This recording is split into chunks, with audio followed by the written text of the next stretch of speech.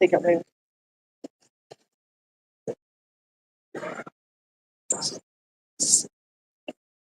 Okay, we've got it.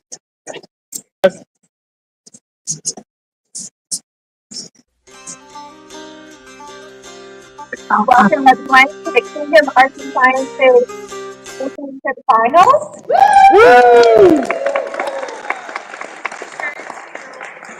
We have Anthony and Izzy, your love today. We have our judges over here that will be asking questions. Populace, if you could save your questions until after, unless it's super pressing, we'd appreciate that. The first person who's going to be presenting today is Lantony. So please come up, and when their majesties give you leave, you can go ahead and start. Also, friendly reminder, while presentations are happening, stay silent. Or cell phone. Yes. I believe you should have a copy. Sir.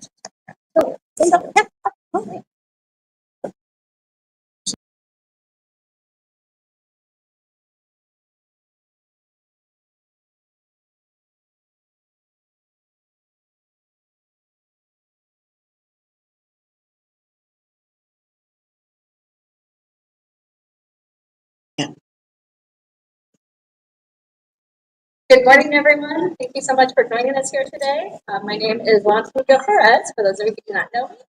I am currently based out of the Barony of Wyewood, but I also play inland. I was in College of Lions March for about 8 years before I moved. So I'm very happy to represent both areas.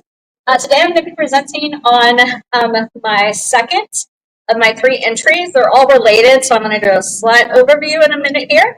On processing beeswax, it's an experimental archaeology project. I will also preface by saying I do not keep bees, and so I got to learn a whole lot about beekeeping in order to get to the beeswax, which was really the goal of the project here. So let's. So why am I talking about beeswax? Why am I interested in beeswax? So a little bit of background. So I'm actually interested in wax portraiture. So these were particularly popular in Western Europe, and in particular Italy was kind of the center of interest for this. Between about the 1550s and the 1650s, it's very much kind of a niche hobby. And I mostly became interested in this because of the kind of social context for this. So they were very popular in period, but they were also mostly female artisans that produced these. Women at this point in time were not allowed to essentially be professional artists. They weren't admitted to sculptural schools. And so if they were interested in doing any kind of carved or 3D rendering, beeswax was one of the few materials that you could be done at home. It was easily sourced. It was reasonably priced. And so this really kind of became considered a hobby that was acceptable for women of upper middle to kind of minor nobility status. And so this was something that there were professional artists that sold these portraits that were men, but it was very much kind of a side hobby that women engaged with in order to do high-end artistic pursuits. Since my background is gender studies, I thought that was really interesting, and it's part of why I kind of entered into this space. So these are two examples of the portraits. I have them here as well. These are unnamed individuals. What's interesting with these is they're kind of like cameos, but they're made out of colored wax. They're incredibly hyper-realistic. They were very small. So this would have been a representative size of like what the frame would have been with the portrait put on top of the glass. They would have a dark background, and then they were 3D raised. So they were almost like like a wax cameo. They would use actual jewels, actual gold gilt. So again, they were considered fairly high end. Part of the reason that these are not well documented, discussed, researched, one, they're pretty fragile, but we do have several hundred that are still in existence. They just usually aren't displayed. Some of this is, again, gender bias in terms of we don't usually know the author or the creator, because they were often women. They weren't studied, they weren't recorded. And then from a curatorial modern bias, a lot of museum curators don't consider them true art because they were, women's craft, right? We see this a lot with things like crochet, knitting, other arts. And so there's a lot of bias in the museum world. And so this was something that I thought was really interesting. I dug into this because I first saw these at the V&A, slightly out of period, and then found a lot of period documented ones. And the wax curator of the V&A wrote a blog post talking about some of these curatorial biases, the history with women creating this, and was kind of my entry point into this topic. So in talking about why I'm processing beeswax, right? So I did my Kingdom A&S 2024, my research paper last year was on an overview of these wax portraits. So that's where all that background came from. That's where all that research came from. My first entry this year was on kind of beeswax as industry. So it was also a research paper, and it looked at like how did we go from hive to these artisans who are carving and creating these beeswax sculptures. The second entry, which is the one I'm going to be discussing today for you all, is on processing the beeswax. There's not a lot of documentation on this, which is part of why I ended up doing an experimental archaeology project, was to do some kind of hands-on work to try to see how this was actually done, beyond some of the very short references that I found in research. And then my third one, which I presented yesterday, was on bleaching or lightening the beeswax. So why do we care about having clean, light-colored beeswax? Well, if you're going to make hyper-realistic portraits, you probably want a neutral palette to start with. So you want the wax to be as white and as neutral colored as possible. It needs to be clean in order to be able to color, tint it, paint it, and make it look hyper-realistic. So in terms of how I approach this, first off, I needed to source materials. I needed to keep this as close as possible to my region of study, which again is Italy in the 1550s to about the 1650s. So thinking about this from how do I get equitable materials for what would have been available to artisans of period. First off, looking at the bees. So I was really concerned about this because I was like, oh my gosh, what bees were they using? Italian honeybees are native to Italy and are also the most commercially popular bees in the world. And so they were actually introduced into the US in the 1850s.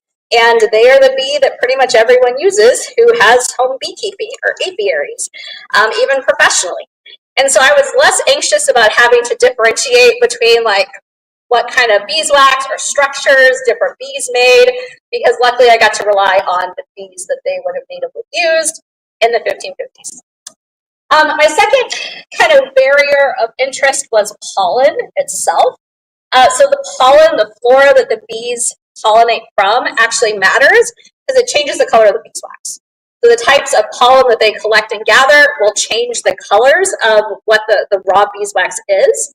And so I wanted to make sure that I was pulling from a similar kind of palette when I was processing and trying to filter the beeswax. I originally was trying to buy raw unprocessed beeswax from Italy. U.S. Customs says no thank you because raw unprocessed beeswax has dead bees, pollen, a lot of things in it that they do not like to ship internationally. So I was like, okay, let's look at climate zones that are similar. I promise I'm not making this up, but the closest overlap is actually the Willamette Valley in Oregon. I live in Portland, so this is incredibly convenient. It was also California, the Hill Country in Texas, so there are some other places that are similar, but it was very useful to be able to just call a whole bunch of local beekeepers because they don't like to sell raw, unprocessed beeswax either. And so this became the bigger issue than I was hoping it would be, but it's fine. We persevered. So we settled on the Willamette Valley, go team. And then in thinking about the beeswax itself, because I'm not a beekeeper, I was learning all about this. I was reading the definitions. And I was like, okay, I think I want to buy wax cappings, which are the pure, higher quality beeswax. It is essentially what is used to cover the honeycomb, keep the honey sealed in. It's kind of the food source for the bees. And part of why this is higher quality beeswax is it's less trafficked. So the bees don't tend to go and mess around with that. They seal in the honey, they leave it alone, like it's their food storage or when they need to access it. This is different from what we would call brood wax, which tends to be a lot dirtier because someone put it to the nursery yesterday, which was great. So this is where they keep the larvae. There's a lot more back and forth. It's also towards the bottom of the hive. And so there's a lot more traffic as the bees go in and out. So they bring in debris, they bring in extra like pollen. Bees themselves actually secrete kind of a resinous material that can darken the wax as well. And so this is one of those, I was like, oh, I probably don't want bird wax. So when I call all of these apiaries and I went, I would like to buy 5 pounds of unprocessed beeswax. And there's just like hysterical laughing on the phone. Because modern hives, which have frames that support the bees, actually have a lot less beeswax produced, also than historical hives. So historical hives are classic little baskets that we call, skeps is actually the historical word for these. The bees essentially just will make their comb inside of those. They also would make them inside of logs, clay pots, whatever beekeepers at the time wanted to use. So framed hives, the boxes that we think of for beehives, those didn't really come into existence until 1851. And so those are a modern invention. And with those, again, the frames actually provide a lot of support and the bees produce less beeswax. Modern beekeepers also don't harvest all of that wax. They'll keep a lot of that in there for years at a time so that the bees have to work less and can make more honey. So all that to be said, I'm calling beekeepers and I was like, I would love 5 pounds of waxed cappies. And they're like, I can give you 2 ounces. And I was like, not useful. So I ended up with a pound of completely mixed wax, including what is called fir comb. Fir comb is not, in terms of its content, any different from historical wax, but it is something that we only see with modern framed hives. So that's with this. And fir comb is really just extra bees, essentially comb and beeswax that the bees build outside of the hive. Beekeepers don't like this because it makes it hard to pull out the frames and examine the bees, so they tend to just cut it off. It is considered less desirable honey. So a lot of what I ended up working with was versions of the fir comb. But again, it's structurally different. It's not different in terms of its content. So how would they have processed beeswax in period? I found a lot of references. They were kind of scattered. They were usually a sentence or two of they would boil and separate the beeswax, and maybe they would strain it. But there wasn't a lot of good kind of content descriptions. I actually found this incredibly useful, even though it is very out of period, but it's a Scientific America article from 1893. It was based in the US, but beekeeping itself was fairly static for hundreds of years. So it was helpful between using my period documentation and this to make some references in terms of process. So with this, we have these lovely illustrations. We have the beehive up here on the left. We have the unbleached wax at the bottom left. And then we have the interior of the melting tub. So beeswax was processed in really large amounts. It was a huge industry. All the way back when Rome conquered parts of Italy, they would actually do a tribute of 1,500 pounds of beeswax a year to Rome as part of their tribute. And this was back in like 100 AD. And so it's really interesting to see the amounts and the quantity. That's part of the thing that surprised me. So this, we have a giant wooden tub. It was probably about 8 feet tall, had several hundred pounds of beeswax in it.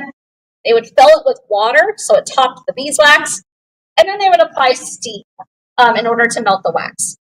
I don't think this was probably done in our period, in the period I'm looking at, just because while steam obviously existed, being able to direct it to melt hundreds of pounds of beeswax seems unlikely, so they probably just heated from underneath. From there, they would have a sieve, like a filter, that the beeswax would drain through to get a lot of the big debris.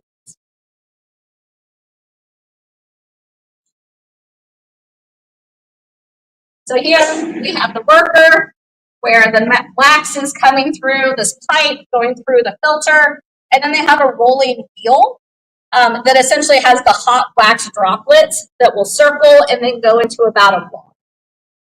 This is a large scale version, but this is essentially what still like home beekeepers do to process beeswax, but you just use a pot on your stove. More popularly in modern beeswax, people like to use the sunlight extractors because then you don't have to make a mess of your kitchen. You can do it like outside and use sunlight to do it. These did not exist in period, so for me, I ended up having to go with this melting and a pot of water. So I mentioned I purchased a pound of this completely unprocessed raw beeswax. Because it was mixed over several seasons, I wasn't able to like ask for particular types like I had hoped. I essentially sorted, and this is all from the same pound, so I did about a third of a pound of each. I sorted into the 3 colors that are most commonly kind of differentiated by beekeepers.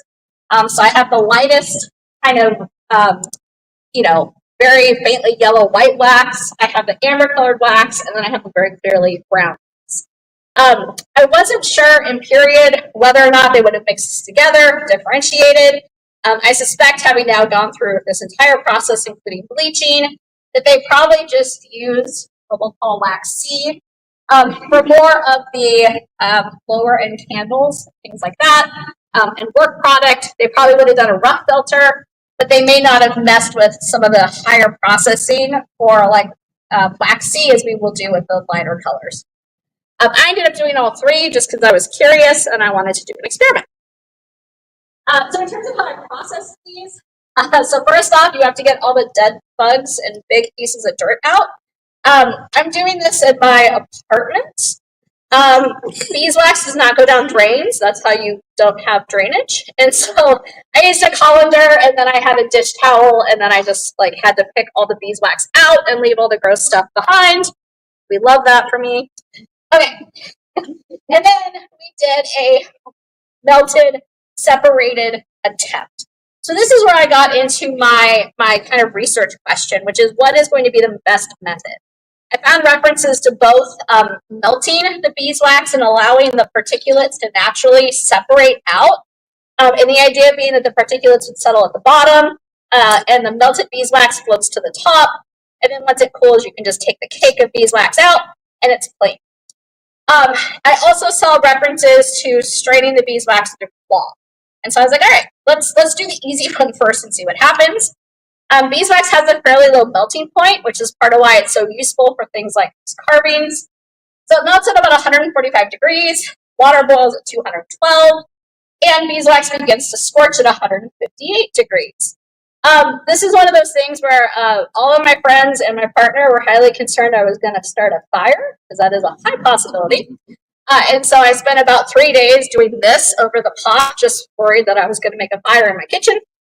All of the modern blogs will say, like, do not render beeswax in a place where you love, because you won't love it anymore. That is accurate. I spent like 3 weeks scraping beeswax off of things. It was great. I also found that I'm vaguely allergic to beeswax because I had for like 3 weeks after doing this, and I was like, oh no.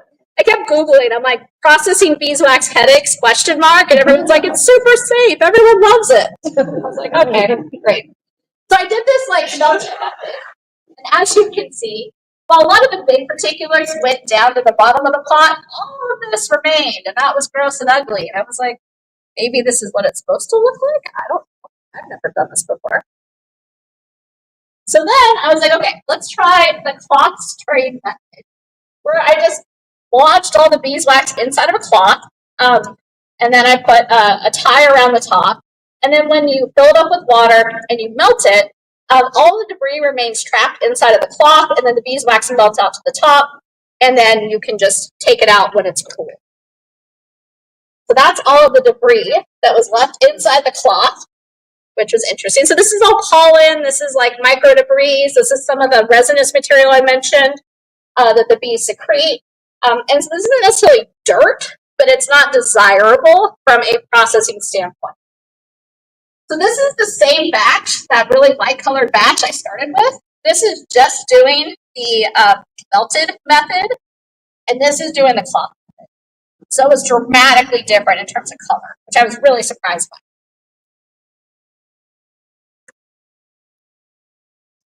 And so I did that same process where I actually did a melt separation to get all the big particulates and gross stuff out. And then I did a cloth strain for all 3 batches. So this is what all 3 batches look like once they were rendered completely. And so we have the light colored wax A, that's the result. B, that's the result. C, that's the result. And pass this around. So you can see that those are the cakes that they created at the end, and this is using 2 of the methods versus.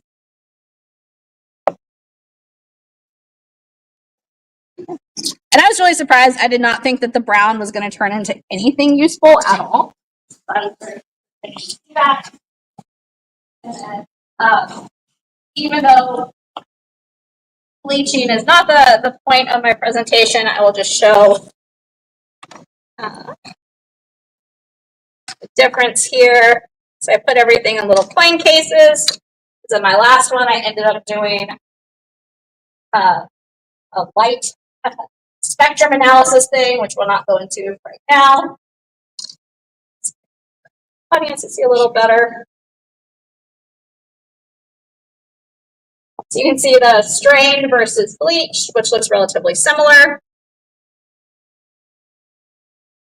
A little bit darker on the unbleached. And then again, a little bit darker on the unbleached, so it's just the strained. And then I will say that the other thing that I was not expecting, this is my last slide here, is how much of the beeswax I lost when I was doing this filter. So about 40 to 50% of the beeswax's original weight was lost when I did this filtering. I was not expecting to have that much quote loss. And again, when I'm filtering, I'm using very basic kitchen utensils because that's honestly what they were using. I used a kitchen scale before and after because I had so little beeswax. I was really interested in this process. Part of this is I think I used a fairly tight cloth to do the straining. I think if I had used a looser weave, which is probably what they would have done, it may have been a little less pure, but they would have retained more of the weight. I also suspect that they probably would have taken out the really high-end wax and maybe done this treatment for it and not bothered with the lower-end stuff that was just going to be used for everyday use. Versus the really high-quality wax wasn't just for this. It was also for like church candles and other things like that. Would have been so, awesome. All right, thank you so much. I'm happy to take questions from the judges and their majesties, of course. Consider the judges. So I had a question about the portraiture specifically. In the process, was it common for the sculpting of the wax to happen and then painted, or was the wax colored individually and then sculpted? So they did a little of all of it. Some of them would have molds that they would make, and then they would pour molds for the ones that they were kind of commercially selling. This is obviously still kind of a niche thing because they aren't selling millions of these, or selling dozens and hundreds maybe. So particularly some of the later period artists, I have a book over here from Samuel Percy, who was a professional portraitist, wax portraitist in the 1700s. He used mostly molds in order to pour, and then he would maybe color the wax one color as opposed to doing the highly detailed ones all the time. We do have evidence that they would put the portraits together in chunks, because a lot of the surviving ones have a crack at the neck. So we think that they would maybe dye it all one color, like skin color, and then do all the detail work after they carved it. And then they would dye like the doublet all black, and then do all the detail work and carve it once they get it on. In terms of the coloring, but that was going to be my next step, was to play with tinting and coloring wax, see how easy it is to create that kind of detail work. I am a painter, so I was like, this should be great. And then I got sidetracked with so. So that was one of my questions, was what's next? So can you tell us a little bit about what next? Absolutely. So next is to work on the tinting and coloring. I do have some historically accurate dry pigments that Isa actually graciously gave me. Reference, by the way. So like, yay everyone. We're really happy about getting to hear each other's research. So we're both busy yesterday. So anyway, so coloring the beeswax. I also have some dry pigments that are commercially made, just because I want to try to have as few variables to control as possible. I'll also probably use a higher quality brick of beeswax. It's more the white virgin wax versus something with this color, which which is more what I produced, just to see like how can I do these painterly effects. I probably won't work much with sculpting yet. I'll probably work more on the coloring because we are unclear as to whether they use like only dry pigments mixed in the wax. Did they use wet on top? Like how did they create these effects? And so I am curious to see how that works. We do have, this was kind of a niche hobby all the way until the like late 1800s. There's a really famous American portraitist, female portraitist. So I would like to kind of dig into her process and then try to like back end replicate. There are some recipes in terms of how they produce some of the effects. So they would have used, we have like 1 or 2 sentence references where they would dilute the wax some in order to, with like Venetian turpentine, in order to make it a little more painterly. So that was kind of my next step, was to get some tempered glass and then just do some experiments and show some of the differences of opacity, color, saturation, and things like that.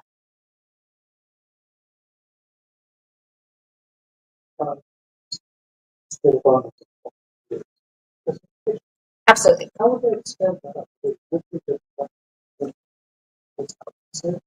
Yeah, I think to have possibly they would have just stretched linen across and then just as they filtered through the cloth as well. That would have much less ability to, like, it would saturate the linen much more though, so it would deprocess less of it over time. And so I found no descriptions that really detail how, just references that they did use cloth to filter through, but they were doing huge amounts versus I'm having to work with pounds.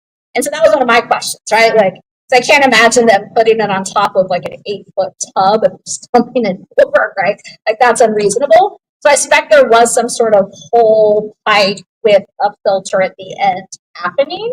But in terms of the scale and scope, like it kind of surprised me how big it was. And so I got to that point, I was like, I think do that. And so the cloth and the everything inside the cloth method was something some modern gatekeepers recommended to keep it small. And I was like, okay, we'll try it, see what happens. Yeah, absolutely. No. And this is one of those where, because there were trades or guilds that were doing this, and most of the people who were part of these tradesmen guilds were illiterate, there's not a lot of documentation. And so a lot of this was having to rely on 18th and 19th century keeping stuff and kind of extrapolating that. And so that was a challenge, fun challenge, because I like figuring things out. But yeah, that's definitely one of the questions I still have. So my question was, I was wondering if the holdings who were, it seems very limited to is something in the process, or their own past, or were they? No, it was a huge process. And so how to, my artisans are very niche, but the vast majority of the white candle or white wax industry was being driven by the church. There was actually legislative requirements that the candles be a certain percentage of beeswax when they were used for Catholic ceremonies, and that they had to be used for Catholic ceremonies. Hamburg, Germany, I cover this some of my bleaching one. Hamburg, Germany had 14 bleaching houses dedicated to beeswax in the 1600s. So they were processing hundreds of thousands of pounds. And then beeswax candles were pretty much the preferred lighting source for everyone. And so, yeah, this was actually a huge industry. It kind of surprised me how big it was. I knew it was major, but, and so in terms of how my artisans would have gotten the wax, they could have bought at alchemy shops. They also could have just bought candles and then melted them down to make, high-end candles and then melted them down at home to make these projects. Was this art set in a certain group of class? Upper middle working class. I know we didn't quite have those distinctions, but if you were merchant class, we do have. Samuel Percy was corresponding with an amateur female artisan who was essentially like her husband was merchant class, and he was sharing recipes with her. And so that's some of those examples we talked about. As he's like, oh, a long tradition of women making these products. That being said, they were usually gifted. They were displayed like publicly at the home as, you know, a nice piece of art. And they were considerably cheaper than, say, a full-scale like foil portrait would have been. And so these were considered kind of an entry point to having a nice piece of portraiture art that wasn't the same as having to hire a full-scale real artist.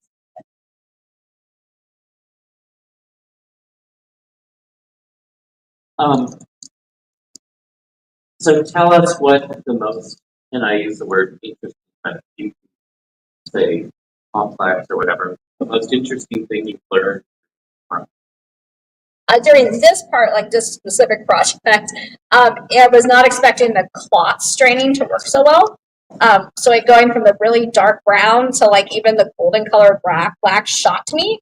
So when I just did the melted separated, it went so badly that I was like, man, I'm totally like, I'll still present it, but I totally messed this up. Like, I don't know what I'm missing. I didn't find the research.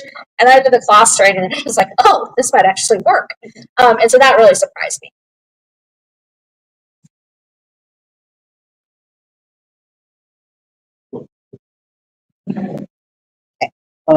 So what was the most fun? Yeah, I think the most fun part, and this was like mostly that this project just kept growing. Because originally my research paper, the 2 experimental archaeology projects were all going to be one thing. And then as I started digging into it, I was like, too big, too big. And so I was able to kind of like pare them down. So I was like, oh, I'm going to do all the like beeswax stuff in one go. And then I'm going to do all the coloring. And then I can start sculpting. And that'll be 2025. And I was like, oh, no, there's a lot here. And so that was kind of fun, was getting to explore how much there was to go on with it and then figure out how to pare it down, make sense of it. How long did this part learning about the process? I mean, the research kind of happened in tandem. So the research probably took me 2 or 3 months, and then the processing took me a couple weeks, and then a couple weeks to write everything up. And then the bleaching ended up taking about 5 weeks to do. Have you found any other people doing this stuff within the society or within the Yeah, a lot of people do beekeeping and more honey. So that's kind of a lot of people's interest. But I have talked to a lot of people this weekend who have been doing tangential work with this, so that's been kind of fun as making this connection. Cool. So this is a job. So if you were a champion, are you looking to do more work with people on this, or what are some of your thoughts about what you want to do? Yeah. For me, I think the ANS community should be about accessibility. And I mean that in different contexts. So accessibility in terms of knowledge and sharing of knowledge, but also accessibility in terms of how do we keep things cost efficient for people so that they don't feel intimidated to enter into the arts. Additionally, accessibility in terms of if people have physical limitations, how can we talk and brainstorm with them about projects that allow them to engage with the arts? So I love costuming, but I have some physical limitations and I cannot costume to the level that would be appropriate for Kingdom ANS. And so this has been a real kind of stretch for me in order to still be able to engage at this level, but doing it more through other art types as opposed to costuming, which is like my first love in this year.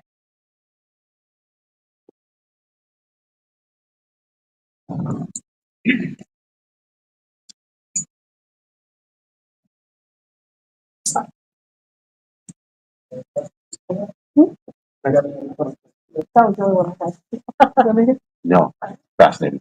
Thank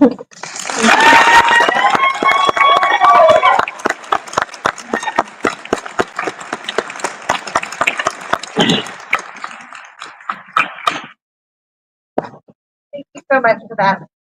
The next artist who will be presenting is Iza.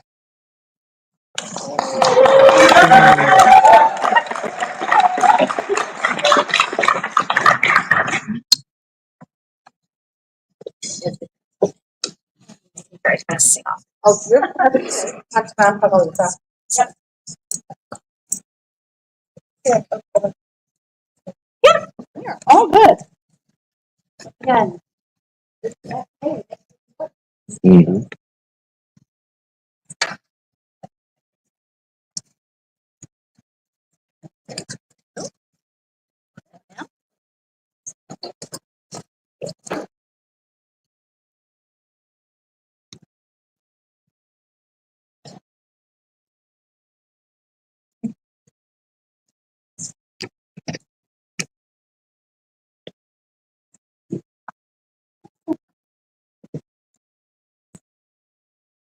There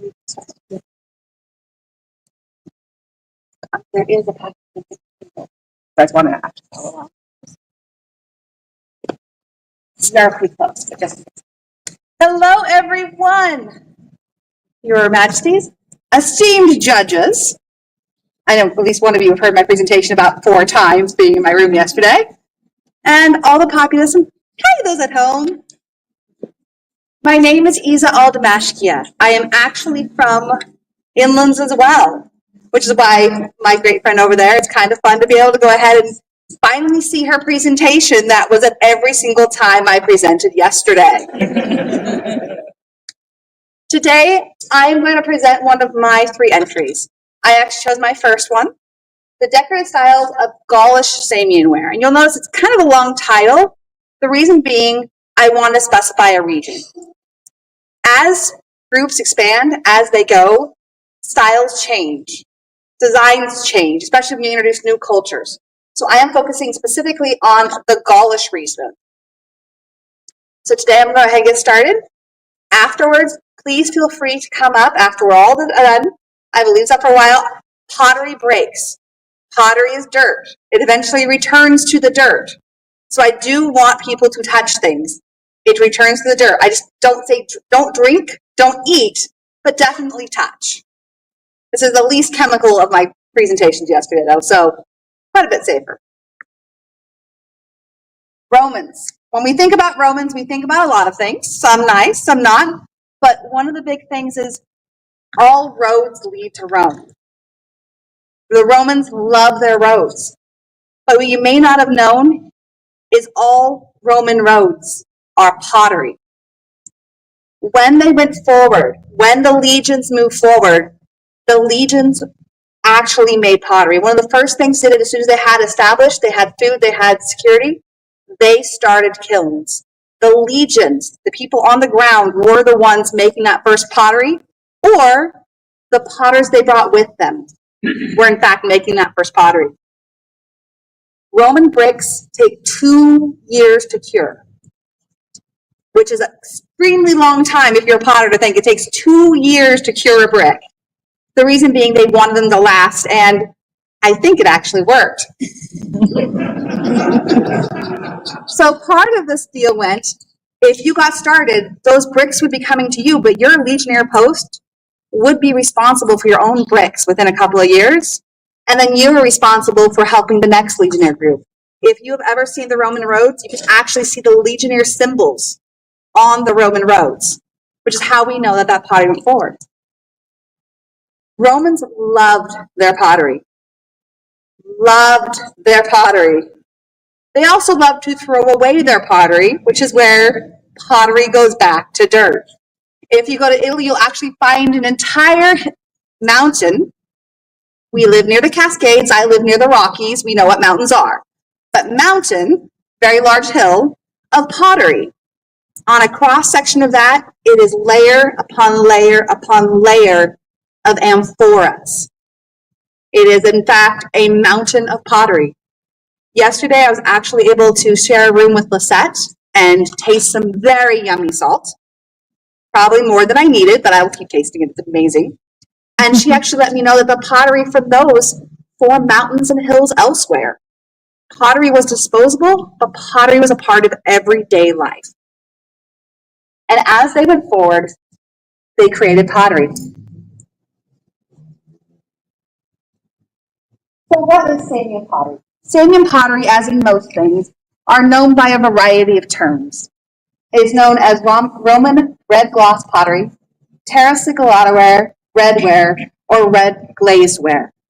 In period, you're actually going to find Pliny the Elder talking it about as Samian or Arentine ware to go ahead or Gaulish ware. He tends to talk about where it's from. But Pliny the Elder actually even mentions this ware in his history of nature. It's made from a fine red earthen clay. And when we say fine, we mean the particles are very small. The particles in this ware are actually particularly flat. So when you burnish, rub them flat, similar to anyone who's done scribal and you burnish metalwork. When you burnish, the platelets go flat, and that gives you a mirror surface because you have a flat surface to work on. The clay is so fine, if you are getting a mud mask from France, you are actually getting Roman clay. It is the similar pits. It is, in fact, sometimes the same pits, which is why I was not able to get any, because I cannot afford Roman mud mask clay that I would need to make one of these pieces. Pottery was used throughout the areas of Roman influence, and this particular type of pottery was in fact shipped throughout the Roman area of influence. You will find the stuff on the edges of where modern day Russia is, where that road went to. You'll find it in northern Africa. You will find it a lot in the United Kingdom, especially as Rome expanded north. It's made in a variety of shapes. It's not limited to any shape. It's plates, it's cups, it's bowls. It is even up to amphora to a point. But what the key is the decorative stuff is what is used primarily for the showing. If you're doing a transportation piece, it's just going to be a plain decoration. It's made in various locations of the Roman Empire. So it is this decorative technique. I am focusing on the Gaulish region, but you will find as it expanded and entered the UK and entered elsewhere into the Germanic regions, they took their own flair. White slip was added, dark blacks and burnished was done that way. It did change. So that's why I'm focusing on this Gaulish region. There are 4 main decorative techniques. I am not considering just a simple dip where there is no decoration on it to be one of the techniques. We're going with the 4 main, which is incised, barbotine, applied, and relief molded. And I will go over each one later in the presentation.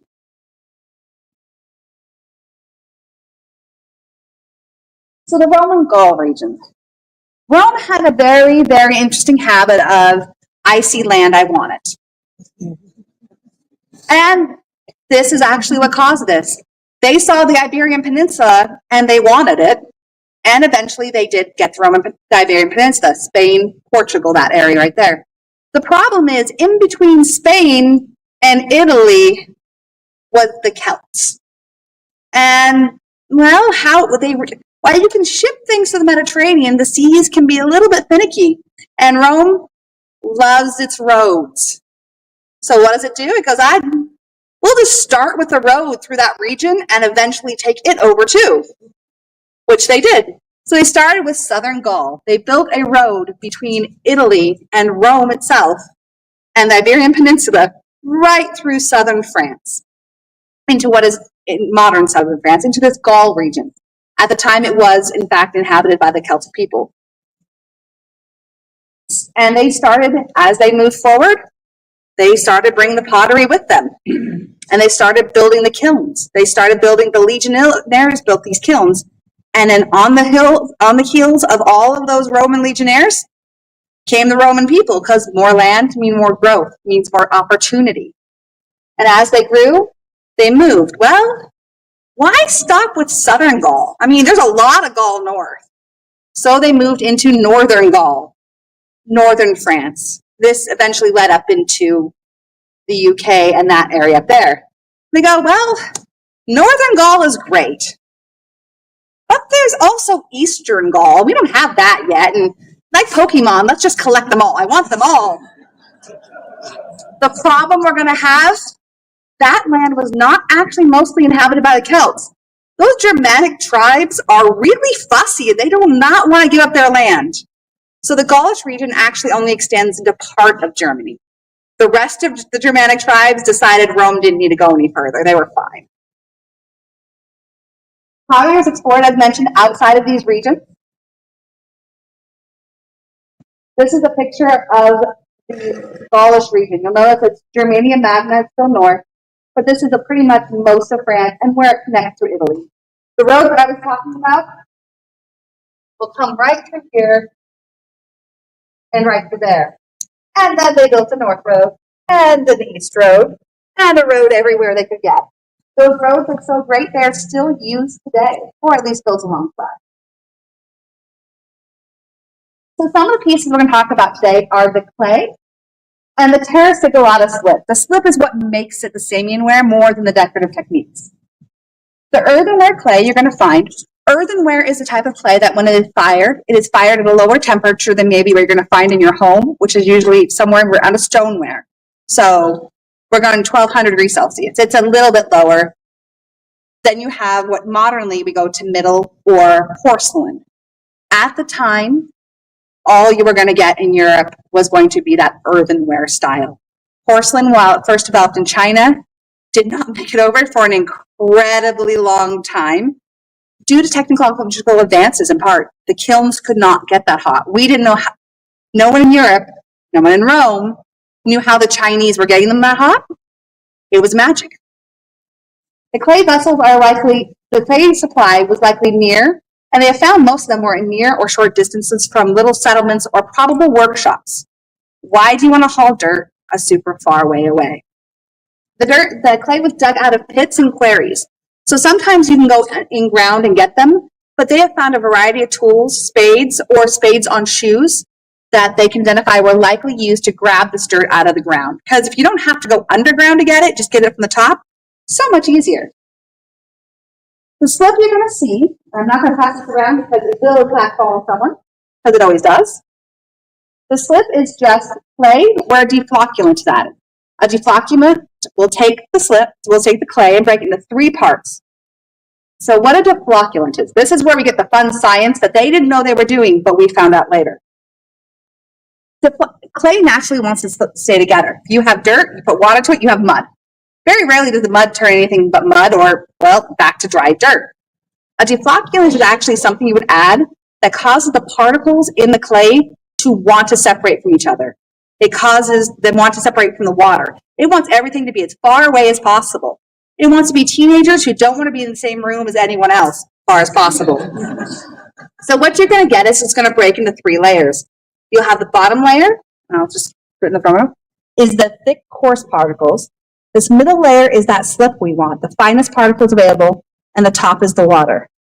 This I actually put in yesterday morning. Some of your ideal time I found is about 24 hours. That's all it takes to get this level. You would then siphon this middle layer out, maybe leave it out in the air a little bit to get some of the excess water out, and now you've got your slip. It is not difficult to make. I'm getting it. Thank you for asking. Segue right over there. I've appreciated this. Deflocculant. Deflocculant is actually really easy. They've used it in glass. It is ash. It is burned things.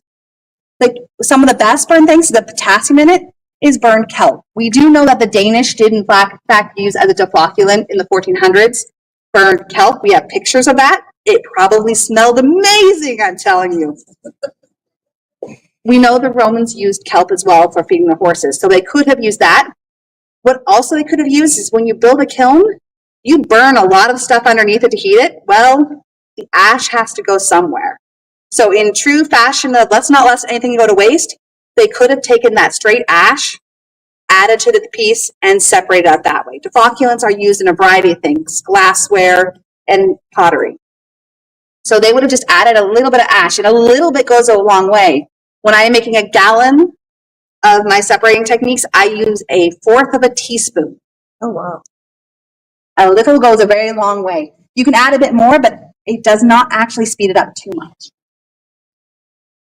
You'll actually see in this one, this would be a lovely cereal container. It was 1/8 teaspoon. The Roman pottery uses a lot of hand tools.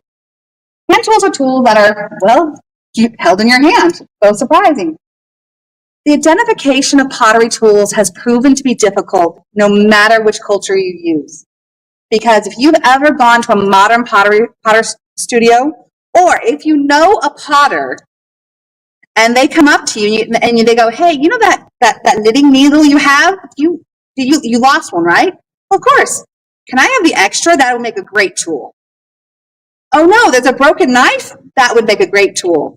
They sent me that credit card in the mail that I didn't want to use? That would make a great tool. Potters have done that throughout history.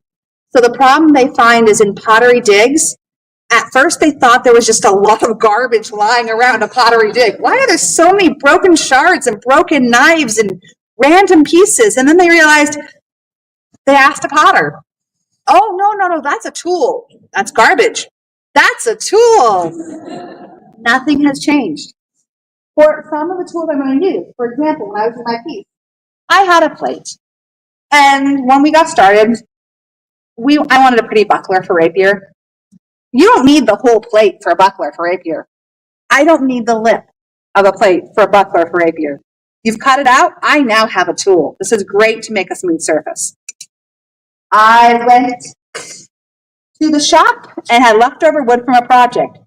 This makes a great tool, and it actually would be similar to a rib you would have they found and identified in some of the digs where it was an actual studio. The next piece for burnishing. I have a beautiful piece of leather lying around. This is what you would use for burnishing. Is it garbage or is it pottery? My favorite tool, which is still the best tool and in the pottery studio where I volunteer at, is the most sought after tool. I have the best rock. It is my favorite rock. These are 3 of my rocks, and each one is used for a different purpose. This is my flat surface rock. This is my curved surface rock. And this is my extra smooth burnishing rock. Is it a pottery tool or is it garbage? Or is it both? Knives, porcupine quills. Any scribe, if you've never tried these? African porcupine quills, duller at one end, sharper at the other. Amazing for sharp detail work cleaning, or a little bit less delicate work you want over here.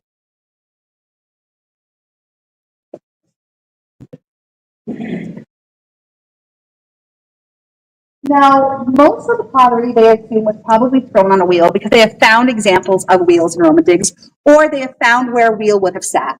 There are 3 different types of wheels that they have been able to identify. First one is probably a hand wheel. That is a fresco from a wall in Pompeii. It is a wheel that's going to be in the ground. You could turn it with your hand. You could possibly kick it, but I can't get that angle, and I don't know after a couple of years a potter could as well. A hand turn, and there. Wheels make things turn fast, and the Romans were nothing if not efficient. Henry Ford was a Roman. He just did not realize it yet. Then there is the stick wheel. If that looks familiar, think about you're a Roman, you're along a road, it's maybe not the best road yet, you break your wheel. I can't fix my wheel. Is it garbage or is it a pottery wheel? It is in fact a pottery wheel. The last one, and this is something that was more recently found, so they were able to prove it. While we knew that kick wheels existed, there was not a lot of proof until the last little while. They were able to, on an Egyptian wall, where the Romans were during that time, find a fresco of Egyptians using a kick wheel during Roman times. So we now know they did in fact use kick wheels. We knew they existed, but now we know it is highly likely they used them or the Egyptians kept it secret. The one part with saming where you're going to find, to get this beautiful burnished red look you're going to get, smoke is your enemy. If smoke touches it, that's when you get that beautiful Grecian look with the black wear. That's when you want smoke. But if you want to show this beautiful wear, smoke can't touch it. When they went to the Gaulish region, that's when they were able to go ahead and invent these kilns. The kilns, which are very large, the bottom picture is actually a kiln example from Germany. They would actually build pipes. The pipes went to the holes to the bottom chamber. The bottom chamber was where all the heat came from the combustion. The smoke went up. It never touched the pottery. The smoke went out the top. They would actually take the different pipes and the thicknesses could be changed to make it so the heat could be more in the middle where it was compact and maybe the smoke couldn't get to. Make a wider pipe. On the outside edge where the heat wants to naturally go, make a narrower pipe. They could change the pipes if they want to, and these chambers were large. They could be several stories tall. These kilns, though, could be a variety of shapes. They could be 1 story tall. They could be a little baby hobbit hole in the ground that I can maybe crawl into. But they could be a variety of sizes. But this kiln design was actually pretty unique to the area and then did travel out. Now we're going to go with decorative techniques. I did find it fascinating. There really are 4 technique styles. And I'm going to kind of go over them, and I'll tell you later why I'm actually excited about these. The first one is incise. Incise, also called cut glass, is a technique that actually mimics, cut glass. So for the Romans, they would be a simple shape carved in there with a sharp tool. They might add some of the other decorative techniques. And it would simply be a star pattern across, something very simple just to give that cut look. I've used a stamp on this one as well because extra is always fun. That's primarily done on faces. There are a couple of cut pieces that I will be showing, but primarily you're going to find that on a vase. It is decorated by, as I said, you would throw a vessel and then you would carve a shape into it. It's actually one of the simpler ones. There are some examples of vases, and then there is actually a cup that I was able to find. But it's just carved items. Next is barbotine. Barbotine, I don't know how many of you out here makes cookies. Whoever made some of those cookies, I appreciate them so much from yesterday. But if you have decorated cookies, you have decorated cake, you have actually done barbotine wear. You are applying a slip, which is a thin down clay onto a piece. So you throw your piece. And this is very familiar if you've ever seen or held a piping bag. And you would go ahead and apply your slip to your piece when thrown. This actual piping bag I'm using, which I just took apart, is a recreation based upon what Graham Taylor, a potter in the UK, assumes could have been used. It's going to be a bone with a quill. The scribes out there go, of course it's a quill, that's what we're going to use for anything. And a staff made of leather. I did find when doing my experiments, really well sew that leather, otherwise you will in fact be wearing that slip for the next couple of days, as will your wall and your other pottery and maybe your husband's stuff. Sorry, Roma. Barbotine wear is just applied into a variety of shapes. When they first started using barbotine wear, the earlier period pieces, you're going to see a lot of leaves, a lot of like the simple nature scenes. As time went on into more of the 3rd, 4th century, you're going to find what was popular called a hunt cup. A hunt cup is a very unique little shape. And it often has a hunting scene. Go figure. So your hunt cup is going to have some sort of animal, a deer, a stag, being chased by often a dog. These were quickly done, despite what you'd think. If you ever decorate a cookie, there's not a lot of time. It doesn't take as long as you think it would. So this took less time than that carved piece that came around earlier. The shape is unique because they would actually stick them to the edge of your table, and they're curved so the top wouldn't touch. Go down the line and type your design on 5 or 6 of these. Come back to the beginning, turn it over, do the next side, come back to the beginning, turn to the 3rd side, and do it again. So you can get multiple of these done actually relatively quickly, faster than the simple carving you do one by one. Here are some examples of barbotine wear. You have the early vines, some of the natural shapes, and then moving into that hunt cup towards the end. This hunt cup in particular is going to be actually from the UK, which is where you get that dark look, where they did not use the kilns that had the pipes. So the red ware versus the smoke touched it ware. Applied an applique. Anyone who's a quilter. I had quilters yesterday going, hey, I know that word. Yes, you do. You know that word well. Applique means you take 2 pieces and you stick them together. You could hand carve leaves. You could hand carve images. Often, if you really wanted to get in the best bet or give largesse, if go to say, you would take a medallion, make a relief of that, and just apply it to your piece. So in this case, I just did a simple applique. Applique is actually one of the least found items for Roman samuware. It took the most time. And why take all that time if you don't have to? Pottery's needed. We have a mountain of garbage to make. Why would I wait and take an hour to do this piece? Because you have to wait for drying times, right consistency of things to stick together. It takes longer than you would imagine. You will see in this applique, there's mostly, some might have multiple decorations. A lot of times it was just very simple. Then comes everyone's favorite Samianware, and you may not have known it was even Samianware until you heard about it. The relief molds. The relief molds are what people think of when they think of Samianware. It is a beautiful bowl, a cup. It's got these intricately designed little pictures, and it's beautiful. It's gorgeous. It is the fastest of all of these techniques. And it actually is the most common because it is the fastest to make of all these techniques.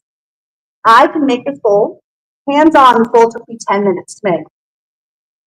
It took me longer to throw any of the other shapes than it did to make this entire bowl hands-on, which is why we find so much of it.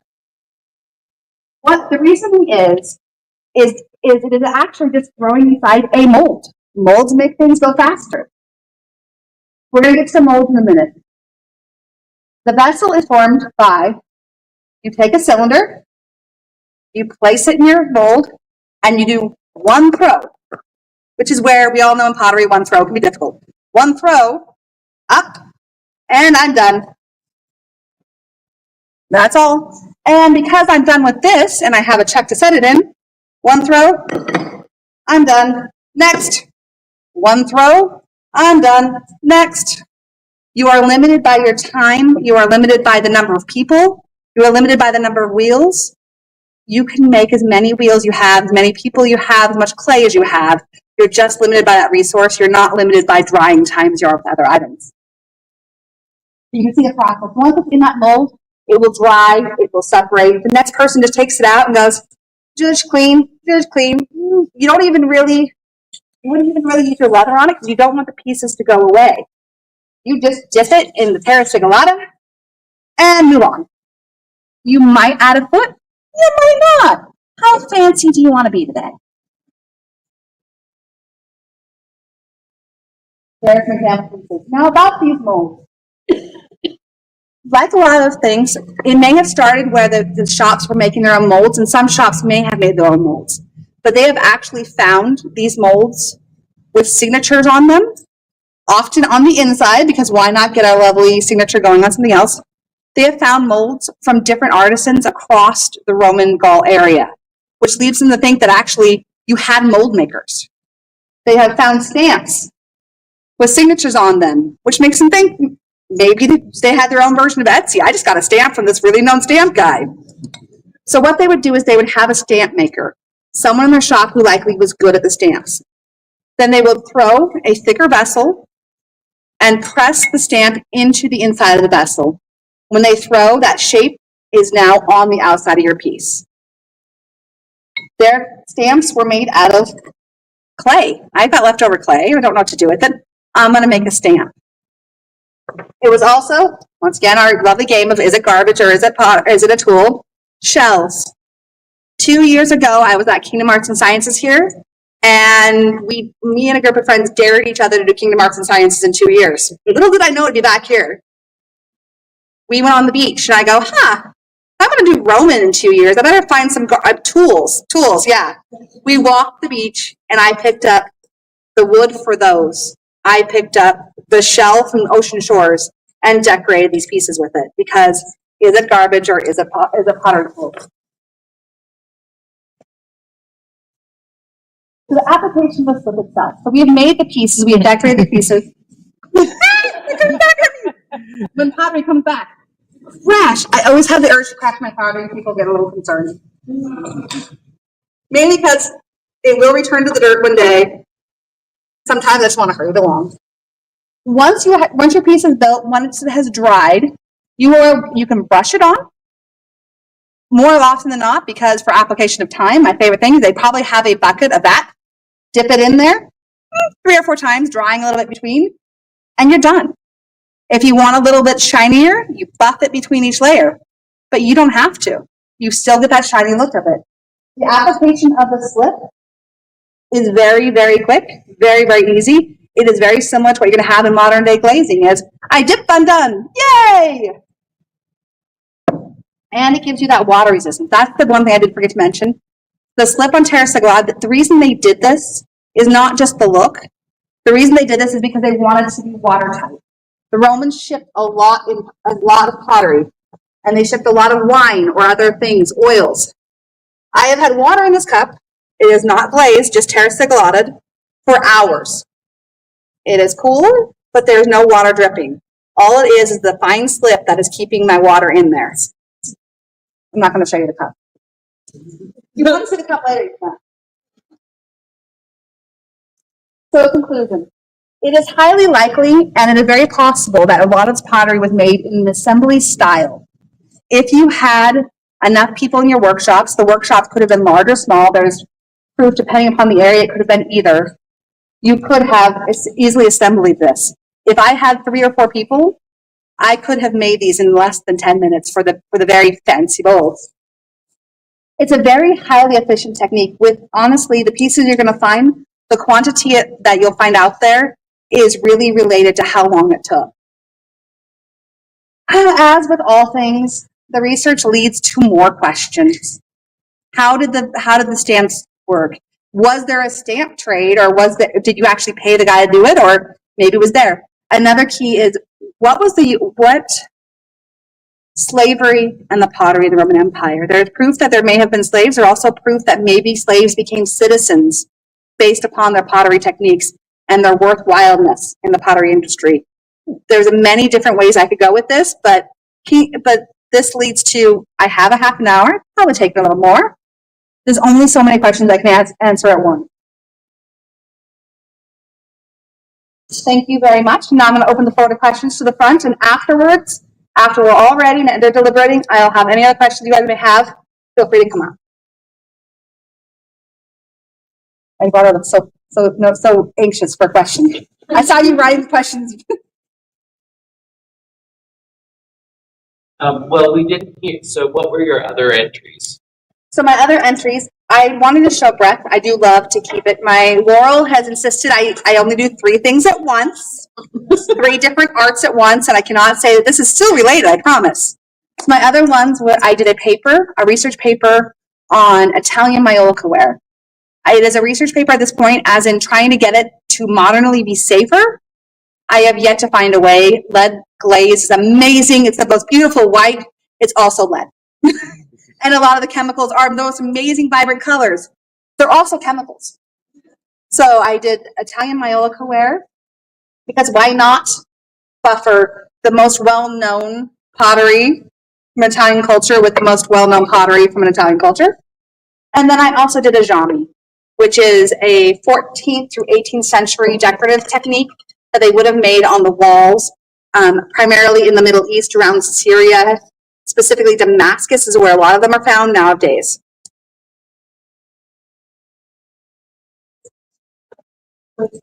Yeah.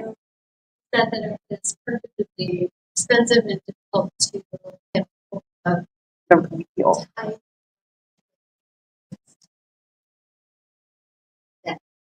Where did you source that? We are very, very fortunate in the Northwest to have some very, very great clay resources. I have used some clay, low fire clay from Seattle Pottery. They do make their own. I have used it from Clay Art Center, and I've used it from Georgie's. My favorite clay tends to be the red art from Oregon.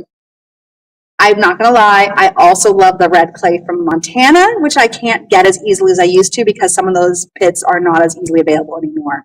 But I've used a lot of it as the Oregon red art, which is where you're going to get, depending upon the style, is where you get the different, the orange color was the different clay bodies I used. This is slipped from one clay body. This is, red art, this is slipped from Oregon red. So the clay body makes the difference, and that in the pictures you would have seen are that beautiful red orange. That's how they're able to identify as being a lot of that Gaulish ware. In the UK, you get a little coarser, you get some whites, you get some blacks. They don't have that beautiful body. The Italian stuff would be usually a little lighter. And is the prohibitive cost associated simply because it is a shipping weight issue or because it is a limited resource? It's shipping weight. Some of it's limited resource. Most of it's because the mines and the lands were bought by industries.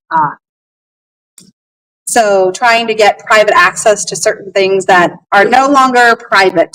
And in Italy and around France, there are some beautiful, beautiful pieces of personal hygiene items that come out of there. And I cannot compete with some of those people, and they do not want to sell clay for me to make a vessel out of. When how many masks can I make out of 3 pounds of clay?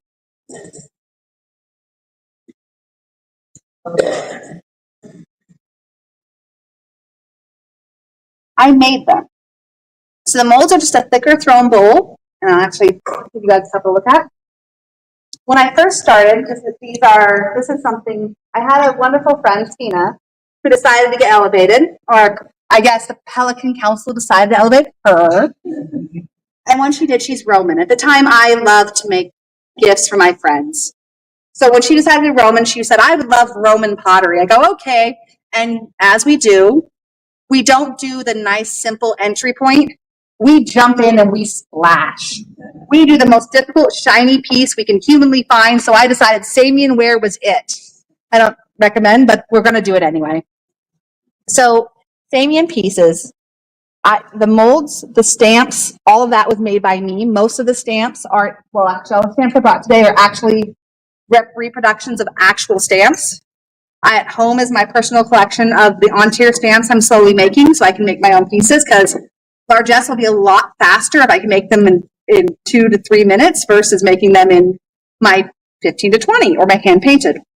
So these are made by me. When I first got started, the thing I learned about molds, and after further research, I just made a simple bowl. That's fine. You need to stick it to the wheel, hope it doesn't fly off. They flew off. I'm just going to warn you. As I was researching molds more, you'd find that a lot of them started having this lip. The reason for this lip is so that way you could use a chuck. That allows you to just stick it in here, throw in it, swap it out. Stick it in here, throw in it, swap it out. And they actually do have molds, especially in some of the more production areas, with this lip. I also learned there's a hole in the bottom. I didn't know why there's a hole in the bottom. I thought about it. I researched it. Airflow is important. The piece is not going to release until it shrinks. The hole in the bottom and a little thicker base than my original pieces allow it to wick faster, release faster. I can make them faster. My lovely Chuck, if you look at my pictures, his name is Chuck. That flying off the wheel I mentioned, it happens. He's now held together with tape, and his new name is Frankenchuck. And I had to replace him at the studio. You just center the chuck, and I can once it's centered, depending on how wet my clay is, sometimes you put clay lugs around it to hold it in place.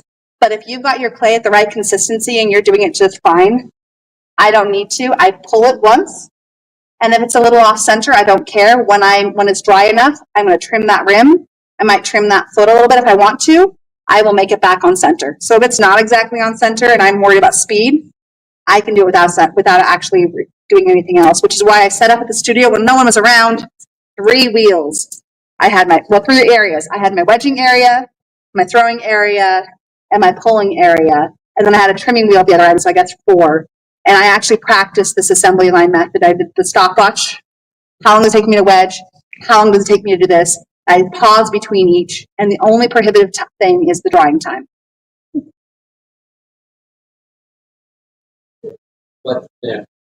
What's next? Next, I want to follow the trail of pottery. I actually want to follow the stamps. I want to follow the molds, learn more about the people behind. There's an entire book this thick of just potter's stamps and potter molds with signatures. I want to see where they go. The next piece is I'm a big, firm believer if I love to see where things start. And the reasoning I start with, another nice start with Roman is I want to go forward. But I also want to go back. I am, in fact, going to Greece this year with my husband. We saved up for years, and then pandemic decided we were not going to Greece for years. And my kids got married. Life happened. But we are going to Greece. In Greece, we are specifically going to Crete. In Crete, we are going to be able to see all of the Minoan pottery. And what you may not know about Minoan pottery is Minoan pottery use slip. And the terra sigillata, some of the conjecture is the Grecians used slip to make it partially water resistant. the Grecians got it from the Minoans. So I can actually see the grandparents of my Roman pottery on the island of Crete, and they use beautifully color slips. Anyone who studied Minoans know they're not a beige culture. So I get to do color slips. So it's finding the next generation of pottery forward, but also going 2 generations back.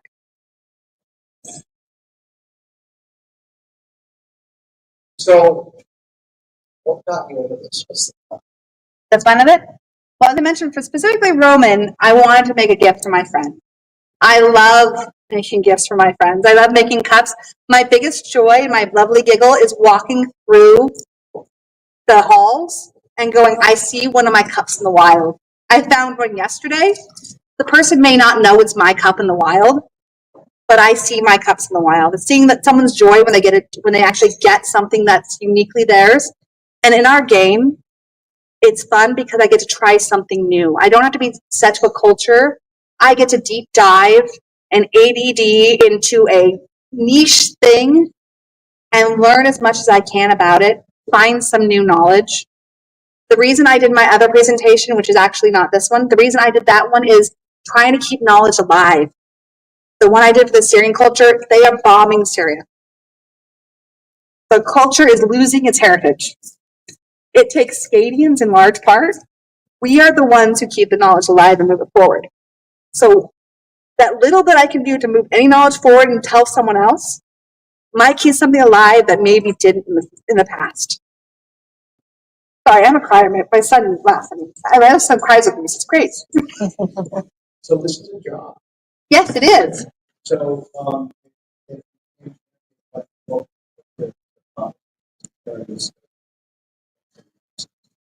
So a couple of things. Part of the reason I dared myself to do this is I tried to enter a competition and someone didn't want to enter against me because they were afraid to. I don't love that. I want to make everyone feel like they can be an entrant. I want to make everyone know that their pieces, their beginning pieces, while they may look at it and go, this is nothing compared to yours, it is in fact. My middle entry, which I do love, was my first A&S entry into the arts and sciences at an event called Honor War. And I made my Ajami panel because I completely thought that was my culture. It was not my culture. I thought it was my time period. It was not my time period. I thought I used the great colors. Bright orange did not exist back then, at least not the way it should have. So I want to show people how your art and where you are today is a valid spot. I want to make sure that everyone knows that where they start is great, and if you keep trying, you will get there. I want to make sure everyone feels like they get to. If you don't want to compete in an arts and science competition, don't. Let's find a way for you to show your art. I love largesse because those who don't want to go ahead and compete can still show. Go to Gulf Wars. We have amazing royalty who will take our stuff and not just bring it, but glorify the work. I want to make sure everyone knows that their art matters and that the class they may not know, they may not think I don't know enough to teach it, is important. I took so many classes on Scribble. I am not a scribe.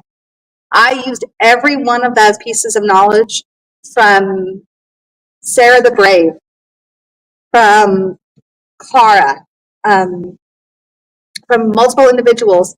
I used every piece of knowledge I used for my Ajami presentation, which is how I know I did not molar that pigment enough. And oh my gosh, how do you guys keep molaring so long? So I want to make sure that everyone knows that it is available and your knowledge has value. And you may not realize it, but the thing you teach today might inspire someone to actually enter Kingdom Arts and Sciences in a couple years. The joy of ADDing into BC. So I want to go travel. I want to share my failures. I want to share my successes. To be perfectly honest, I will share your failure now. I am not good at applying feet. These are done after the fact. I pressed too hard. I had too much pressure. I did it too late. I cracked the heck out of this bowl and 3 other bowls. But it's a growth spurt. It's a growth piece. And I also now am swirling into how they use Burke pitch to repair Roman pottery. So your failure might just be another opening for another project and another project and another project. Volunteering the failures also encourages people to try things because The more you show them that failing is succeeding, the more people are brave enough to jump in. Yeah, these are 60 pieces later, and they still have a lot of work to go. Any other questions?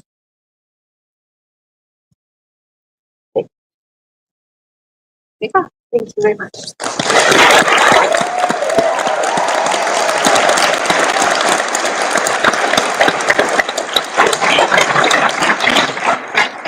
Thank you, everyone. Those were some amazing presentations.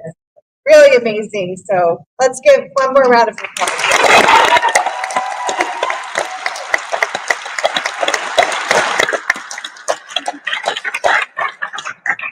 We're going to break for a short period of time so the Crown and the judges can discuss, and we will reconvene here probably in 15 minutes for court.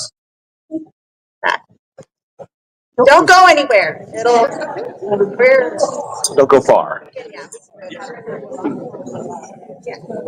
He just got it.